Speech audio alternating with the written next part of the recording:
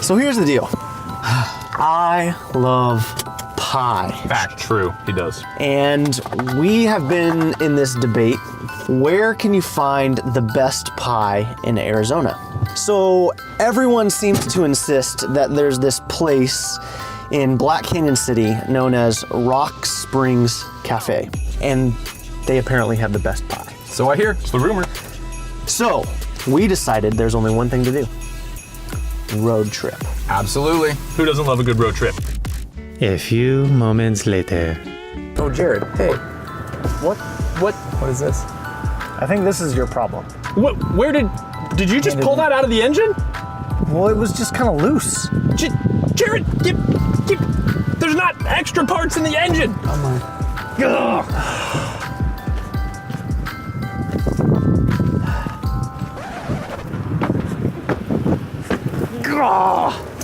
I think I just ruined Eric's day. Well, what's up? I put that back. All right, let's give it a whirl.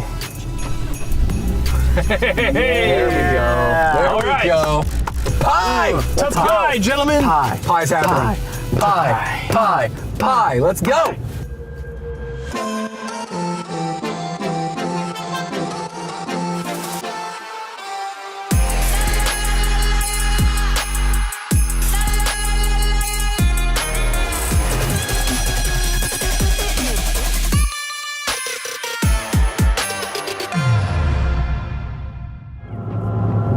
Back on the road. Woo!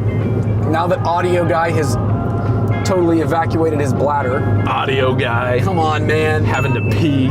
All I want is pie, dude. Store it like a camel. We've already been through so much. We've had car trouble. Jared almost broke the thing. Who pulls things out of an engine? Guys, I was just trying to help. Well, we've been through a lot, but we are almost to pie. I can We're still feel friends. it. We still like each other. But as we're kind of on this quest for pie, and as we're going, we're talking about the Christmas story that we all find in the New Testament of the Bible, and all of these different characters that are associated with the Christmas story, they had journeys to make, whether it was the wise men or Mary and Joseph.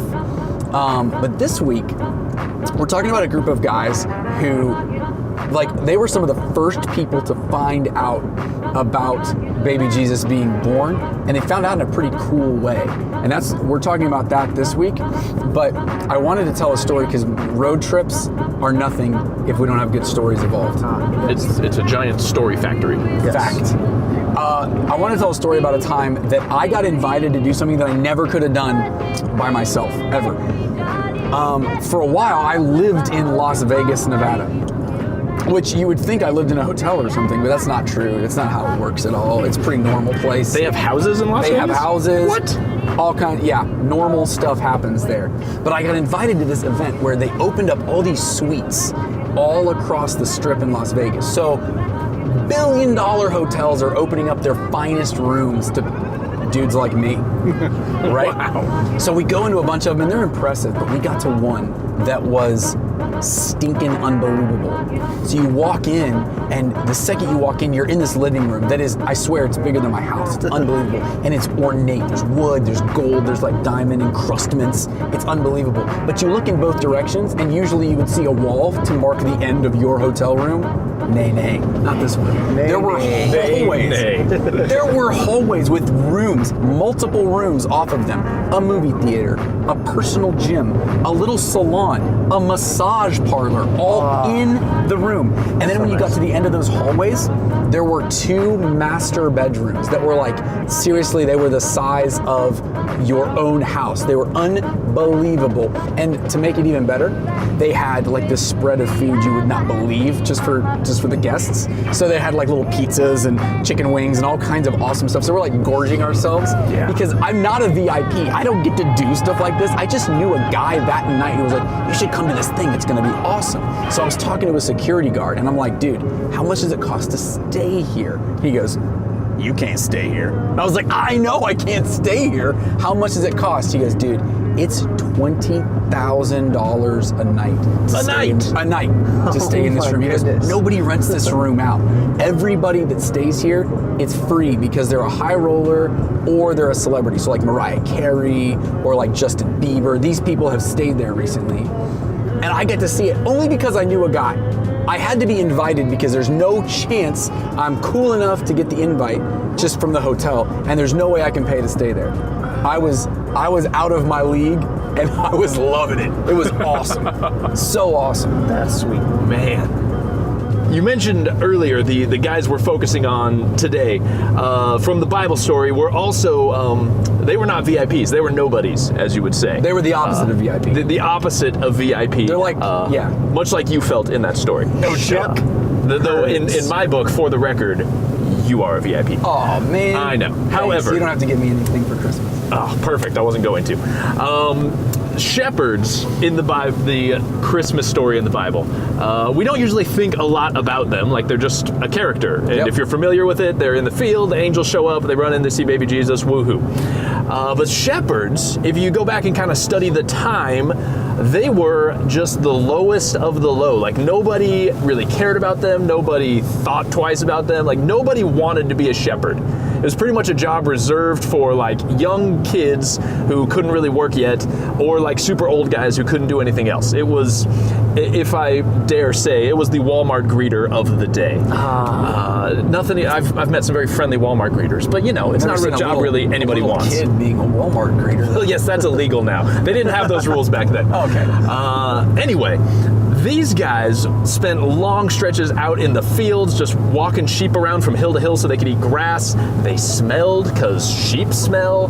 It was just like no one cared about shepherds and kind of looked down on them, really. Mm-hmm. And so I think it's so amazing that on the night Jesus is born, when God decides he's going to send angels to announce the birth of his son, that of all people, he chose to send those angels to the shepherds in the field. I mean, Jesus was born in town, so God could have sent angels to like some people around the block. He could have sent angels to the rich and powerful people in the society. He could have sent angels to the religious leaders of the day who were supposed to be looking for Jesus. But no, Jesus is announced to the most outcast members of society, which I think just says a whole lot about who God is and how he works. But more than that, what I think is amazing is that after the angels announce the birth, the shepherds run into town with or without their sheep. We don't know. They run into town, they see baby Jesus, they worship him, and they are so elated. They're so excited about what they've seen that they run around telling everybody. It is potentially the middle of the night, and they are knocking on doors, yelling and screaming, waking people up to tell them the amazing thing that has happened, because they're just so pumped, not only for what is taking place, but that they got to be a part of it. They're just so grateful to have been invited to what God was doing. Yeah, and I think, thanks for sharing the story, by the way. I think there's probably a couple things that we can all just learn from the shepherds and that part of the Christmas story. Number one, I think if you're someone that you ever just feel like you're really not qualified to follow Jesus or to be a part of what God is doing in the world, I think when you hear this story, you need to remember that nobody's disqualified. Yep. Like God isn't keeping track of your status, your popularity, how much you know, your possessions. That's not what he's looking for.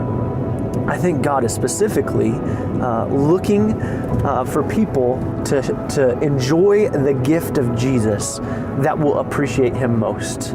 And that was the shepherds. So are you the kind of person that appreciates Jesus? So much so that I think the second thing that we can really learn from the story is that the shepherds were so like honored that they had been considered VIP status. Yeah. They were so enthusiastic to be part of the birth of the Savior of the world that they're telling everybody. Do you think you're like that? Are you someone who gets fired up about Jesus? Or are you just kind of quiet about it? Do people know that Jesus is at the center of your life? I think without question, people knew where the shepherd stood from that day that they visited Jesus moving forward. Yep. So I think just the challenge to you is, as we're nearing the end of the Christmas road trip, like we're gonna get to Pi Almost. next week, and we're gonna have a whole lot of fun on all of our campuses.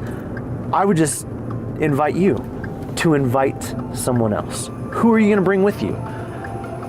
Perhaps the person that you invite to come with you could experience Jesus, get connected to friends and church, and it could really make a difference in their life. Let's be the kinds of people who know that we are invited and we're always inviting others. We should invite them to get pie. Oh, yes. Pie for all. You know, Pie, it reminds me, the audio guy is even invited to get pie. Oh, man, that's a good point. Pecan pie. If the audio guy can be invited to get pie, then anybody can be invited into God's kingdom. Congratulations, audio guy. Pipe down. Hey, shh, no talking.